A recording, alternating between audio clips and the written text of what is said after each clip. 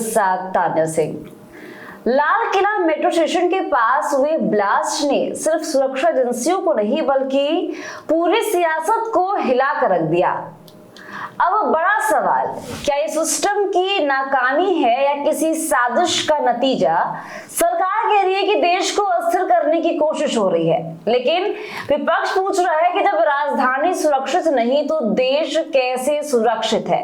सवाल साफ उभर कर सामने आ रहे हैं और इसी तमाम मुद्दों पर हम बात करेंगे। और बात करने के लिए मेरे साथ मेरे सहयोगी मनीष मौजूद है। मनीष, दिल्ली में जो ब्लास्ट हुआ उसने पूरे देश को झकझोर कर रख दिया है, लेकिन सवाल सिर्फ सरकार पक्ष विपक्ष मन में नहीं है। सरकार जो कर रही है, जो नीतियां अपना रही है, उससे जनता के मन में कई सवाल उभर कर सामने आ रहे हैं। कुछ लोग परेशान हैं, कुछ देश की सुरक्षा को लेकर काफी ज्यादा परेशान नजर आ रहे हैं, क्योंकि ये सिर्फ एक इंसान की बात नहीं है, ये उन तमाम लोगों की बात है जो वहां मौजूद थे, जिन्होंने ये हादसा होते हुए सामने से देखा, जिन्होंने ये चीज देखा और वो क्या महसूस कर रहे होंगे ये हम भी शब्दों में बयान नहीं कर सकते। मनीष, इस पे आप क्या कहना चाहिएगा? देखिए, सबसे पहली बात तो कि ये साफ साफ सुरक्षा पे सवाल है जी, कि इंडिया में एनआईए, आईबी और रॉ जैसी इंटेलिजेंस होते हुए भी दिल्ली, इंडिया के कैपिटल में ऐसी चीजें हो रही हैं, वो भी दिल्ली के दिल में, लाल किले के पास ऐसी घटना हो रही है। और पहले तो लोगों ने कह दिया कि ये एक हादसा है, कि एक गाड़ी में सीएनजी थी वो फट गई और उसके कारण ये हादसा हो गया और उसके कारण 3 गाड़ियां जो थी वो चपेट में आ गई। लेकिन जब बाद में जब जांच हुई तब ये पता चले कि वो एक हादसा नहीं है, वो चीज प्रॉपर प्री प्लान थी। उस जांच में ये पता चला कि अमोनिया नाइट्रेट और इलेक्ट्रॉनिक डिटोनेटर पाए गए हैं। और अगर सीएनजी ब्लास्ट होता भी है तो वो उसकी इंटेंसिटी इतनी नहीं होती कि वो इतना बड़ा हादसा कर सके। आपने बोला कि जो हादसा हुआ रेड फोर्ट के पास वो सुनियोजित साजिश थी, ठीक है, और सब लोग इस बात को कहीं ना कहीं मान भी रहे हैं कि ये साजिश थी। लेकिन सवाल ये है कि अभी इलेक्शन का टाइम चल रहा है मनीष, इलेक्शन चल रहा है, लोग वोटिंग दे रहे हैं, पहला फेज खत्म हो चुका, कल दूसरा फेज था, और अचानक इन सब के बीच अचानक ये राजधानी में ब्लास्ट होना, ये सिर्फ सरकार पे सवाल खड़ा नहीं कर रही है, ये उन तमाम नेताओं पे भी सवाल खड़ा कर रही है जो इन चीजों में इन्वॉल्व भी है, शायद क्योंकि खुलेआम जनता शायद उस चीज के बारे में बात नहीं कर सकती है, नाम नहीं ले सकती है। लेकिन सवाल यही है कि आखिर ये समय ही क्यों चुना गया? अगर ये प्लान्ड था तो ब्लास्ट करने का स्थान भी था रेड फोर्ट। आप देखिए ना, कनेक्ट कीजिए चीजों को, काफी चीजें मतलब अनब्लर हो सकती हैं, क्योंकि जब जनता उस सरकार को चुनने के लिए वोट दे रही है, अपने हित के लिए वोट दे रही है, वो सुरक्षा रहे इसके लिए वोट दे रही है, अपना हक दे रही है, तो ये घटना हो जाती है। यहाँ पे तो जनता के पास कोई ऑप्शन ही नहीं बचा है कि वो किसी मुद्दे पे पहुंच सके, क्योंकि यहाँ पे विकास की बात होती है, सुरक्षा की बात होती है, लोगों के हित में ये करेंगे वो करेंगे बात होती है, लेकिन ऐसा कुछ होता हुआ फिलहाल तो नजर नहीं आ रहा है। मनीष, देखिए, आपने एक चीज नोटिस की होगी, इंडिया में कभी भी कुछ भी इंपॉर्टेंट होता है, जी बिल्कुल, चाहे आप बिहार इलेक्शंस को देख लीजिए, चाहे आप गुजरात इलेक्शन या हरियाणा इलेक्शंस को देख लीजिए, उससे पहले देश में एक घटना जरूर होती है। चाहे आप पहलगाम देख लीजिए, चाहे आप पुलवामा देख लीजिए, और अभी हाल में कल फेज 2 के इलेक्शन से एक दिन पहले ही ऐसा क्यों हुआ? और हुआ तो हुआ उसी दिन, जितने भी हमारे इंटेलिजेंस ब्यूरो है उन्होंने 3 चीजें खोज निकाली। सबसे पहले फरीदाबाद में 3000 किलो विस्फोटक प्राप्त हुए। उसके बाद उन्होंने 3 मुस्लिम डॉक्टर्स को खोज डाला, जो कि एक सहारनपुर यूपी से थे और एक को उनके घर से बरामद किया गया। तो हमारा सवाल यह है कि जब आपके पास इतनी इंटेलिजेंस है, आपके पास सारी एम्यूनिटीज है, सिक्योरिटीज हैं, तो आप ये सारी चीजें होने से पहले क्यों नहीं रोक पाए? एग्जैक्टली। और होने के बाद आपके पास ऐसा क्या इंटेलिजेंस आ जाता है या फिर क्या सोर्स आ जाता है कि आप सारी चीजें एक साथ ही पता कर लेते हैं? ये तो जाहिर सी बात है कि इसमें कुछ ना कुछ आप राजनीतिक चीजें देखें या फिर कुछ ऐसी चीजें भी हो सकती है जो कि हम और आप नहीं कह सकते। बिल्कुल। तो ये जो डॉक्टर बताए गए हैं, डॉक्टर आदिल अहमद और डॉक्टर मुजम्मिल शेख, और इनके साथ 7 संदिग्ध भी गिरफ्तार हुए हैं जी। और रिपोर्ट के हिसाब से ये पता चल रहा है कि जब ये 7 गिरफ्तार हुए, 7 और ये 9 लोग जो गिरफ्तार हुए हैं, वो एक ऐसे चीज पे रिसर्च कर रहे थे जो कि कह सकते हैं कोरोना से भी ज्यादा डेंजरस था। वो पानी में कुछ ऐसी मिलावट कर रहे थे जिससे मास मर्डर हो सकता था, मास लोगों की जाने जा सकती थी जी। तो सरकार जब ये चीजें होने के बाद जब वो सारी चीजें खोज पा रही हैं, तो ये सारी चीजें होने से पहले क्यों नहीं खोज पा रही? पहले क्यों नहीं लिया जाता? ये जो स्टेप्स है, और ऐसी ऐसी जगह पे ये सारी चीजें होती है जो कि बहुत सेंसिटिव है। दिल्ली एक तरीके से देखा जाए तो पूरे देश का दिल है, बिल्कुल। वो एक तरीके से पूरा देश कंट्रोल कर रहा है, और वहां के इतने अच्छे मॉन्यूमेंट पे, लाल किले जैसे जगह पे ऐसा चीज हो रहा है, तो ये जाहिर सी बात है ये सुरक्षा पे सवाल उठा रहा है। देखिए मनीष, सुरक्षा पे सवाल हो या मैटर कोई भी हो, लेकिन जब सेंट्रल गवर्नमेंट की बात होती है तो हाई सिक्योरिटीज का नाम सबसे पहले आता है। आपने अभी एजेंसियों के नाम लिए, NIA है, रॉ है, FSL की टीम है, कितनी सारी टीमें वहां पे पहुंच गई। लेकिन यही सवाल सबके मन में है कि जब ये घटना हुई उसके पहले ये टीम इतनी एक्टिव क्यों नहीं थी? सवाल ये आपने बिल्कुल सही कहा कि उनसे पहले ये एक्टिव क्यों नहीं थी। अब क्योंकि ये तो सूत्रों के हवाले जानकारी ये भी प्राप्त हुई है कि जो प्लान्ड ये जो भी हादसा हुआ है इसकी प्लानिंग 2 दिन पहले से ही चल रही थी, और कोई शायद भी हादसा होता है तो वो प्लान ही होता है, और उसको दिखाया उस तरीके से जाता है कि वो हादसा लगे। बिल्कुल। आप पहलगाम हमले को ही देख लीजिए, काफी लोगों का कहना है कि ये प्लान्ड है, और उस टाइम भी देश में एक कह सकते हैं कि बहुत इंपॉर्टेंट मुद्दा चल रहा था, उस टाइम ये चीजें हुई। और अभी जब फेज 2 का इलेक्शन बिहार में होना था, सरकार बननी थी, उससे पहले ये चीजें हुई, तो ये साफ जाहिर करती है कि इसमें राजनीतिक मुद्दा भी मिला हुआ है। इस ब्लास्ट में आउटपुट क्या आ रहा है इसकी तो भी जानकारी पुष्टि नहीं की गई, लेकिन सारे नेताओं का बयान आना जरूर शुरू हो गया है। लोग आश्वासन दे रहे हैं, कोई मुआवजे की बात कर रहा है, कोई रोड मैप दे रहा है कि इस इलाके से ना जाए, उस इलाके से ना जाए। बस रोड मैप देने से और गाइडलाइन देने से तो लोगों की जो भी स्थिति हुई है उस जगह पर वो ठीक तो नहीं हो जाएगी, क्योंकि यहाँ पे ये जो हादसा है इसका कनेक्शन हरियाणा से बताया जा रहा है, क्योंकि जो गाड़ी बरामद की गई थी वो उसके जो नंबर प्लेट थे वो शायद मिसमैच थे, उसकी कोई भी क्लैरिफिकेशन अभी तक सामने नहीं आई है। तो इतनी छोटी सी चीज क्लैरिफाई नहीं कर पाई है अभी तक सरकार, बल्कि वो गाड़ी टोल से पास आउट होके गई है। बिल्कुल, उसने टोल दिया है, उसके बाद वो गाड़ी टोल टैक्स से CCTV फुटेज में देखा गया है कि उसके बाद वो वहां से पास आउट हुई, उसके बाद ये सारी घटनाएं हुई। तो जब टोल टैक्स से वो अनरजिस्टर्ड नंबर से वो टोल कैसे कट गया? यही तो सबसे बड़ा सवाल है कि जब इतनी सिक्योरिटी की लोग दावे करते हैं, चाहे वो स्टेट गवर्नमेंट हो या सेंट्रल गवर्नमेंट हो, तो इतनी छोटी सी सिक्योरिटी कैसे चूक हो सकती है?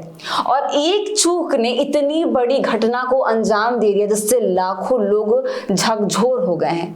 और लाखों लोगों की बात आप कर रही हैं, वो बिल्कुल सही कर रही हैं जी, लेकिन जो 11 लोग उस घटना की चपेट में आए हैं, किसी का हाथ इधर जा रहा है, किसी का पैर इधर जा रहा है, किसी का शरीर अलग हो चुका है, किसी का सर अलग हो चुका है।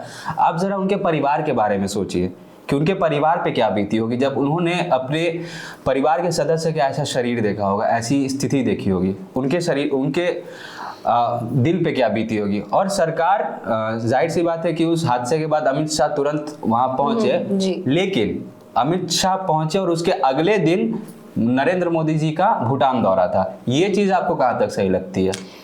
ये एक पॉलिटिकल स्टंट हो सकता है, क्योंकि अभी हर नेता पक्ष विपक्ष अपने आप को साबित करने के लिए आगे खड़ा हो गया है। जब आप देश के सामने ही साबित नहीं कर पा रहे तो आप कितना भी रैली कर ले। बिल्कुल सही सवाल है आपका कि जब आप देश के हित के लिए कुछ नहीं कर सकते तो आप भूटान में रैलियां करें, अमेरिका में रैलियां करें, या देश के किसी भी कोने में रैलियां करें, जनता के मन में एक टीस तो अभी भी उभर के सामने आ गई है कि आखिर हम सुरक्षित हैं या नहीं, हमारा देश सुरक्षित है या नहीं। क्योंकि ये सिर्फ दिल्ली की बात नहीं है, ये बात है हर उस एक नागरिक की जो अपनी सुरक्षा को लेकर अभी भी सहमा हुआ और अभी भी डरा हुआ है। क्योंकि ये सवाल सिर्फ सरकार से, प्रशासन से नहीं है, ये सवाल पूरे देश के हर उस नेता से है जो वादे करता है, दावे करता है कि हम आपके साथ हैं, आपके लिए खड़े हैं और आपके हित में हर फैसला लेंगे।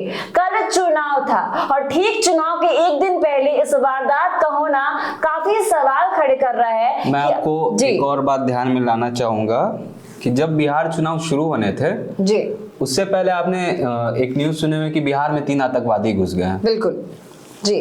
तो आप ये सोचिए कि इतने राज्य छोड़ के, तमिलनाडु, दिल्ली, मुंबई, ये सारे राज्य छोड़ के उन्होंने बिहार इलेक्शन से पहले बिहार को ही क्यों चुना? और चुना तो चुना, वो लगभग 2 से 3 दिन के अंदर गिरफ्तार भी कर लिए गए। तो इस पे क्या कहेंगे आप?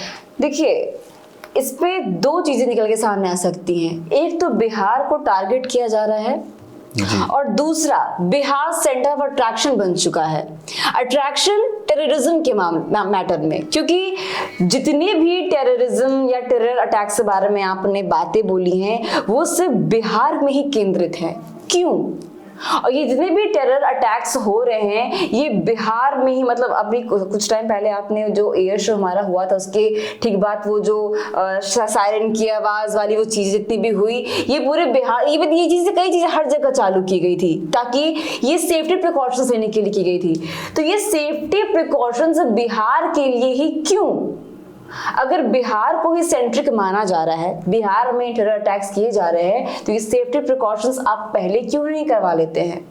क्योंकि अगर जिस तरीके से, क्योंकि ये बातें सबको पता है कि बिहार में इलेक्शन होने वाले हैं, चाहे ठीक 6 महीने पहले हो या 6 महीने बाद हो, ये चीजें सबको पता होती है और सेफ्टी मैटर्स। तो अगर सेफ्टी इतनी इंपॉर्टेंट है तो बिहार को इस तरीके से टारगेट क्यों किया जा रहा है? अब बिहार की बात करिए, मैं देश की बात कर रहा हूँ। देश की, आपने ये भी नोटिस किया हो कि कल परसों जो हादसा हुआ उसके नेक्स्ट डे पाकिस्तान के इस्लामाबाद हाई कोर्ट के सामने गाड़ी में ब्लास्ट हो गया। ये कैसे हुआ? जब ये सारी चीजें इंटरकनेक्टेड नहीं है तो जिस दिन इंडिया में हादसा होता है उसके नेक्स्ट डे इंटरकनेक्टेड तो है, बस ये सरकार एक्सेप्ट नहीं करना चाहती, ये प्रशासन एक्सेप्ट नहीं करना चाहती। क्योंकि आप एक्सेप्ट नहीं करना चाहते हैं, जब आप देश की जनता की सुरक्षा नहीं कर पा रहे हैं तो आपका सरकार में रहना ही बेकार है।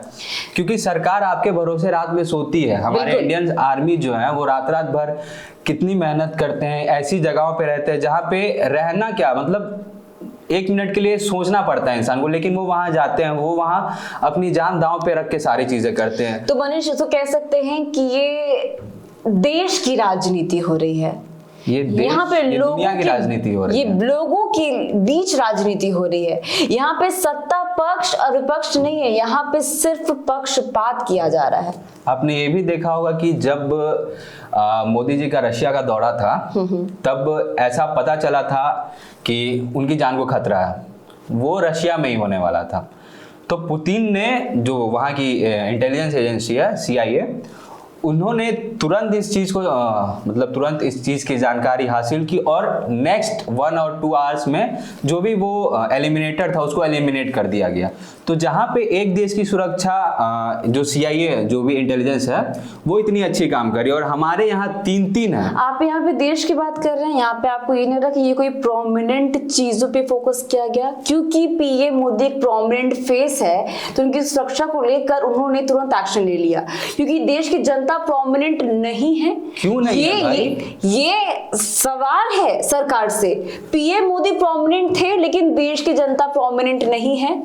देश की जनता ही ने PM मोदी को प्रोमिनेंट बनाया है, ये बात आपको ध्यान में रखनी चाहिए। बिल्कुल। और जहां तक बात करें कि देश की जनता प्रोमिनेंट नहीं मानी जाती है तो आप नेक्स्ट इलेक्शन में देख सकती है मे बी PM फेस कोई और रहे। लेकिन सरकार ने जनता के सामने ऑप्शन भी तो नहीं छोड़ा है ना।